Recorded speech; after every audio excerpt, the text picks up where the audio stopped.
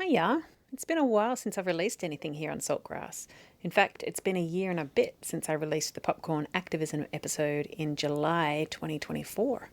In that time, I have been working on season 6. It's coming soon and will hopefully be a fun and interesting season about a trip I took in 2022 out to the remote Western Australian desert with a citizen science group called Desert Discovery. I've made a very bouncy trailer for the season and I'll pop it up on the podcast after this. But yeah, before launching into that, I just wanted to give you guys an update. Some of it is personal, explaining the gap between seasons. Saltgrass started with a weekly release schedule, which soon became a much more sane fortnightly schedule, but even a fortnightly schedule has been challenging at times. There have been breaks between seasons and even mid-season breaks before, but after so many years of relatively regular releases, I thought you might want to know why there was such a big break this time, especially without any context or supporting information. And some of this preseason update that I'm doing right now is also to help frame the upcoming season, just some context that I felt could sit outside of the episodes. I have to admit, as much as I wanted to charge full steam into season 6 after wrapping up season 5, I just couldn't. Things were getting patchy by the end of the season and I was already pretty exhausted. Then a few life things happened that really took it out of me, and in the end I was staggering across the finish line to get those last episodes out and found myself in some burnout. Across the last few months of season 5 and within the time since then, I got a life-changing diagnosis. It's all good, but it changed everything. And a friend of mine died, and my 20-year-old cat died, and my partner and I broke up after 4 years together. My mum got cancer and thankfully had a swift recovery. But there was lots of big life stuff. And it kind of left me with a lot of introspection and a bit of an existential crisis of what are we doing here? What is this life about? And, I've lived my whole life in a semi-permanent state of existential crisis. It's just kind of how I do life, but it all came up particularly at that point. So there was a lot of, wondering how much more of Saltgrass I really want to do. And I was already committed to season 6, and I should reassure you that I do hope to do more Saltgrass after season 6. I've come back around, but it's always good to ask whether it's the right thing anymore, even if it's been a wonderful journey and you've done lots of great stuff. It's always good to question whether it's still a good thing. And all of that happened around the same time Saltgrass was winning awards and I should have been celebrating, and I actually felt like I could barely pay attention to them or feel good about it. I created an update for you in April 2024, and I didn't talk about any of the stuff that was happening because I still thought that any minute now I'd get my focus and energy back and I'd be able to snap out of it and move through.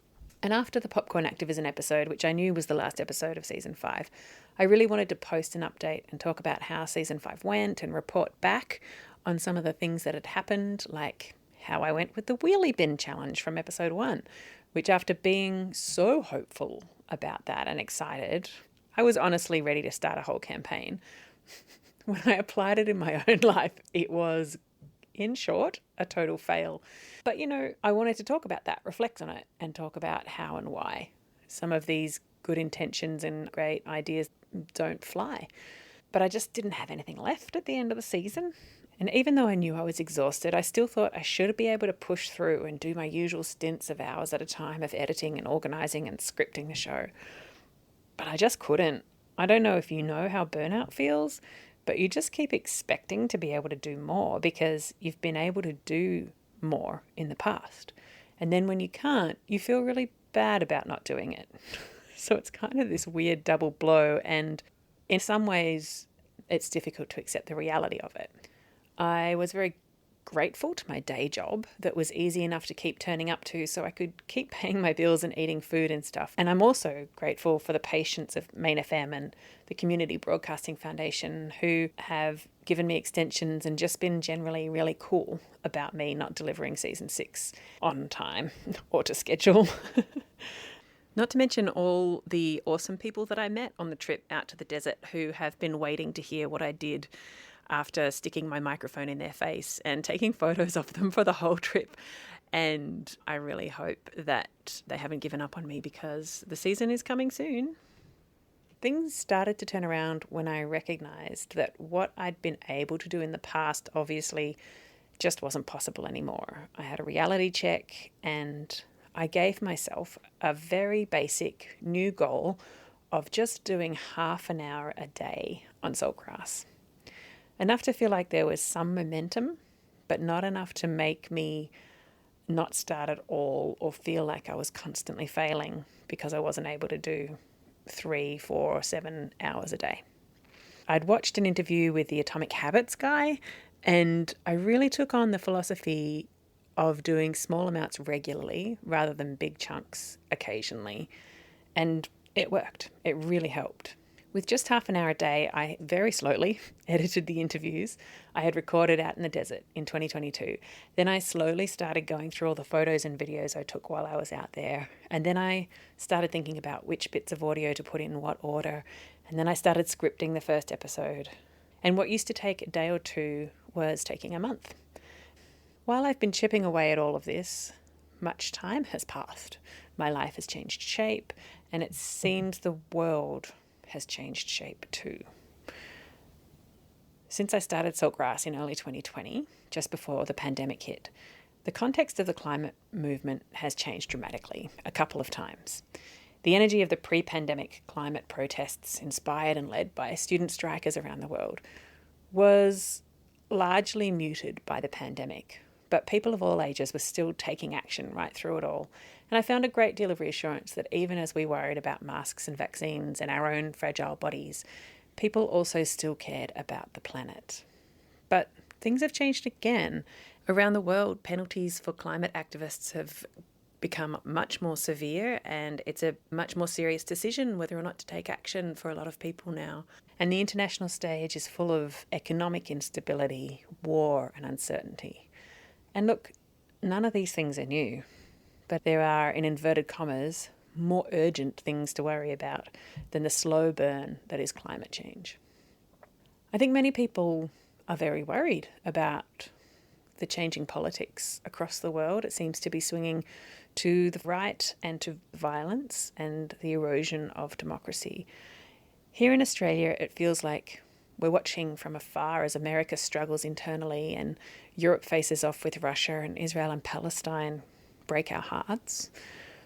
So stories of local action in my small town still feel full of meaning and still offer helpful perspectives and a sense of being part of something that other people also care about, a movement. But these days, it feels a little more fragile. In many ways, it brings home just how important it is to be connected, to build community and take action where and how you can. It's so important to remember how kind, curious, open, and generous human beings can be. It's important to remember that many people care about the planet, about ecosystems, about plants and animals, and about each other. Saltgrass has always tried to focus on what's possible on a human scale, at a local level. The big machinations of global economies and international politics gets plenty of coverage, and there are lots of people offering insight and analysis of it all. And right from the start, I wanted to create something more tangible and more accessible, I guess more relatable. But the risk of mostly focusing on small-scale actions and hyper-local issues is that when the big stuff is kicking off, it can feel a bit impotent and even maybe out of touch. But you know what? Even as we watch the chaos of the international stage, we all still need to make dinner, clean the toilet, make a living, walk the dog, pay our bills, vote in our local council elections. We may feel like we can't take our eyes off the news, but we talk about it with our friends. And we still have to figure out what to get our brother for his birthday. All these things, they coexist. They always have. So anyway, it's taken a lot longer to get here to the start of season 6 than I thought it would. And I just wanted to acknowledge that and say thanks for your patience, and also acknowledge that as much as I will be taking us on a journey out to the desert with some delightful people having a grand old time, I know that life is stressful for many people, and many carry the sorrows of the world and the worries of the world with them. And I hope that this season can be maybe a little bit of escapism and a reminder that humanity also does good stuff if you feel a bit overwhelmed by all the bad stuff. And looking into the future and trying to talk about the climate crisis can feel like you're always looking into an inferno or an abyss of terrible things that could happen. But right now, the birds are still singing. There are people weeding and planting down on the creek with land care. Someone, somewhere, is researching how to solve all of those persistent problems. Someone else is working in community to help people. And there are a bunch of people who will travel extreme distances to places that almost no one ever visits, just to see what plants and animals are out there. And they'll contribute their data to collections for everyone to share. So I'm trying now to find some more balance in my life and in how I make the show. I was an artist before I was a podcaster, so I'm going to bring a bit more creativity and visuals into the show. I've started creating some desert flora and fauna themed artwork that will go on the socials and in my tea meal collection, so you can get them printed on beautiful organic clothing and other accessories. I also have so much footage and photos of the trip out to the desert that even though I'm no film editor, I'm going to try to teach myself how to be. And so hopefully there will be some more YouTube or Reels or something to go along with season 6, and you'll be able to see what I'm talking about when I share the episodes. I'm going to keep season 6 pretty buoyant. I will do a slightly depressing little roundup of what climate change means in the desert environment in episode 1.